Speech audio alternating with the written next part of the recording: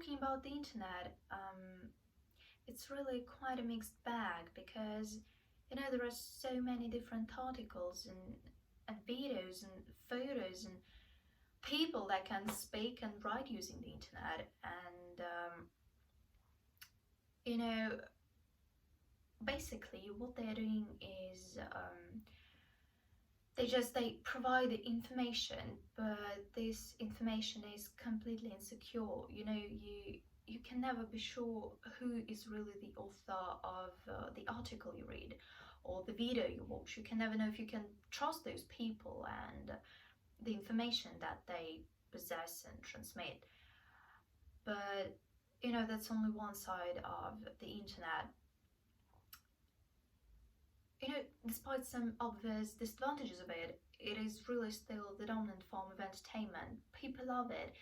And I think one of the main reasons of why people love it so much is because, here in the internet, you can filter everything that you don't really want to, watch, or that you don't really like to watch. You can filter it, and so you will not see it.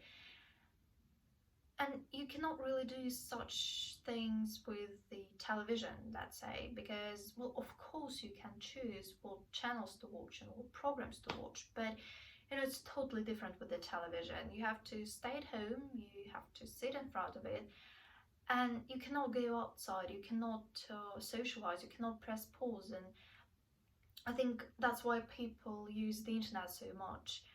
With the internet, you don't really have to choose between, for example, playing a tennis game with your friends or, well, watching a documentary about the history of France. You can do both at any time that is convenient for you, and that's great. But then, of course, there is social media, and I think it's one of the most controversial subjects to touch because, I think it's interesting how much people's opinions differ here. Some people say that it's an extremely useful way of connecting because you can live like in Canada and someone you care about might live in Australia, and so you can see each other and you can talk to each other online. You don't really have to wait for weeks to receive a letter. You can just use a video call, and you don't have to look at the photos that are motionless. You can just watch a video of the person that you miss, and that's amazing. But then, of course, on the other hand, social media is one of the main reasons of people's anxiety increase because in today's world you can express yourself in every possible way, and the internet gives you an opportunity to share everything that you want to share, the ways of your self-expression. But the thing is, the more people open themselves through, let's say, Instagram or Facebook or YouTube, the more critics they get. The critics that is very often baseless. Just you open a video and you see lots and lots of comments that are really mean. Just some bullies that like intimidating and humiliating others, and they can do it because they can hide behind a fake account, and they feel safe because they know that it's gonna stay unpunished. And I think it's very much a problem, and it's a problem that really needs to be solved. It's dreadful.